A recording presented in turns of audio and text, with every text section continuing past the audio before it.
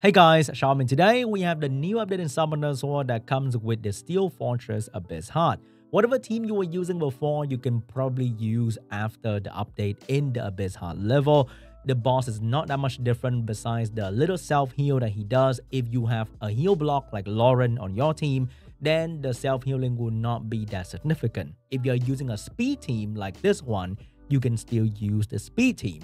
So with some minor adjustment, this is my team for the current Steel Fortress Abyss Heart. The best run is 23 seconds, but because we are relying on the buff block debuff from Gina and Zinc, there'll be run where you will not land anything and you will fail or the run will become super long, but it's okay because for the 30 times repeat battle, you can afford to fail a couple times. So here will be the rune for the unit. I have Ken on Fatal. He'll provide the Dungeon Leader skill. He's on Fatal Will because I also use him for my R5 and he needs Will in that particular team. And he has damage on Wind and some crit damage in the artifact. This leader skill is amazing if you're running some fire unit like Brandia. You don't need much crit rate for this monster in this dungeon.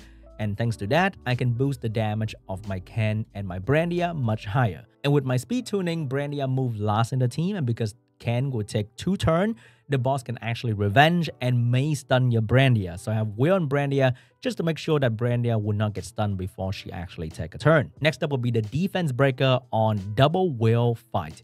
I need Double Will because I want to make sure that the run is really safe. If Loren missed the defense break, you would not kill the boss, and the boss might stun Loren for 2 turns. And when that happens, it is much harder to kill the boss. So I have Double Will in here to make sure that she get another chance to land a defense break on the boss. Is Triple Will necessary? Probably not. You can put in a 5 set in there. Here we have Zinc on Double Will as well. Same reason, if I miss the buff block with both Zinc and Gina, and the boss stun either Zinc or Gina or kill the other, then I will never beat the boss. So I need Double Will on Zinc to make sure that if he missed the first turn buff block, then I will still have a very good chance of blocking the enemy shield in the next turn. So Double Will guard for the extra defense, crit damage, and defense. I have additional damage by defense here as well because during the trash whiff, you don't get defense break, so additional damage is gonna be a little bit better compared to crit damage. Lastly, we have Gina who provide AoE damage, and she will have perfect AI if your Zinc does enough damage on the crystal. If Gina doesn't use this skill after Zinc do the AoE skill 3, it means your Zinc didn't do enough damage. So put more defense and crit damage over there. But the moment Zinc does enough damage, which means to lower the crystal down to 30%, Gina will always use this skill to clear the trash wave, so the perfect AI is right there. And she also have the skill 2 that is my backup buff block, which is very important. I don't rely on Zinc alone. It is very unreliable. And she is an amazing unit for this dungeon. Attack, crit damage, and attack. You can go with triple fight if you can. I think that's going to be much better.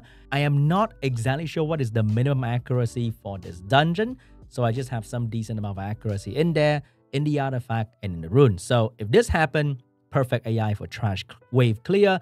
And in this stage, I think one of the fire damage dealer will be more than enough to clear the mid-boss. And if Zinc does a skill, as you can see, some bad AI will happen, which is totally fine. The run will be a little bit slower. What is the most important thing is the buff block in this stage. If you land everything, then it's gonna be absolutely incredible. But if you fail to land the buff block or the defense break, then the Double Will build will be very important to put you under some safety net so that you don't lose that run entirely. So an average run, I would say 30 seconds. The best run will be 23 seconds. And the long run will happen from time to time will be 40 seconds to a minute. But usually, it will work just fine. Do you need skill up for Zinc?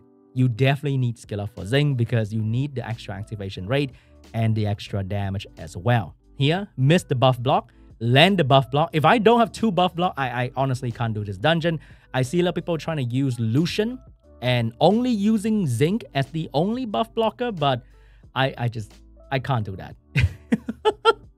It miss so often. It's crazy. So the extra healing from the boss make the run a little bit longer.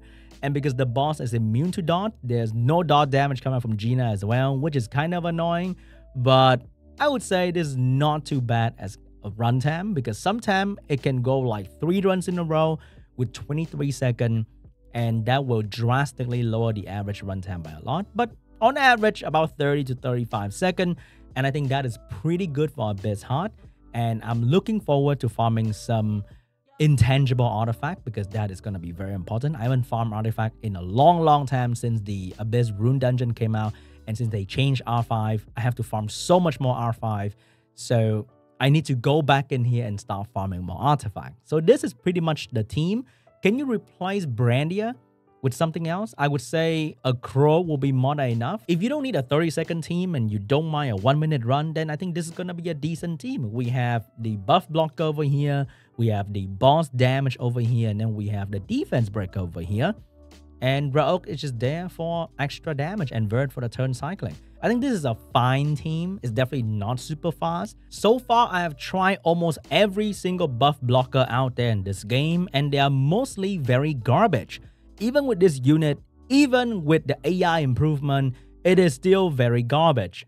I don't know why he doesn't have perfect AI for these two skills when they should, because in this game, when a unit has like instantly gain a turn when using this skill, they usually spam this skill like all the time. But this guy can still use skill 1, so not really recommend because when he used skill 1, nothing really happened. This family could have been the best unit for this dungeon with a skill 1 that can buff block up to 50%.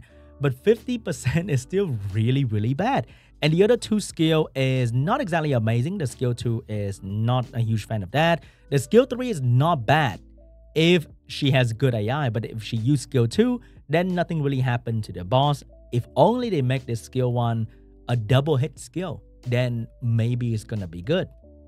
Or maybe if they give this skill 2 buff block as well, so maybe the win 1 with a passive skill 3 and 2 buff block skill can make this unit very good for this dungeon. But overall, I've tried so many of this and none of them really worked out well compared to the combo that we are using right here. This is pretty much the best combo for buff blocking and also for trash wave clear. I think that is the biggest reason why a lot of people will be using these two units, the 2A witch and the 2A living armor, because not only they provide buff block, but they also provide AoE trash wave clear. And that is very important. A lot of people run Lucian, but you can just run Gina. If you run Lucian, you risk Lucian doing absolutely nothing once in a while. If Lucian use skill 2, it is also useless. But for this duo, they're so good. They both clear the trash very fast and they provide consistent buff block on the boss. And if your Brandia hit hard enough, your run can be extremely fast. So let me know in the comment section below what team you are running for this dungeon. So far, 24 seconds. We'll be farming this dungeon for a long time. Now, before we take off, let's show you guys my sell exclusion setting for the artifact. So far, I will sell everything but legend because legend can have a very good chance of low quad roll. It happened just now already, and I'm very happy with a low quad roll for legend. For the exclusion setting, I will set minimum triple roll value for most of the thing here. Maybe I don't care too much about crit damage taken or life drain. If I see that, I will still sell even it low triple roll. And the same will apply to the other side of the artifact. When Abyss Heart roll out, I will start farming the other side as well. But for this one, I will set low triple roll for pretty much any value. I think this one can go a little bit higher because we don't really care about those stats as well. Mostly, I want to see 12% for one of this, and that should be good. But in general, the rule of thumb for me for artifact is that triple roll into something can be usable for something, probably. So it's going to take a while before I get a very good self-exclusion setting right here. But for the most part, I will try to look at most purple artifact to see if it triple roll into something. Like this is a low triple roll HP. But then it's on attack main stat, which is not exactly amazing because I don't want to put attack main stat on an Escher, for example. So I'm probably going to sell this. Probably. Yes, low triple roll anyway.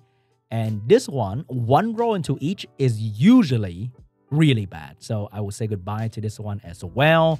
And most blue I sell nowadays because I can't be bothered, okay? But to be honest, max double roll into blue artifact is actually pretty decent. But then I just can't be bothered.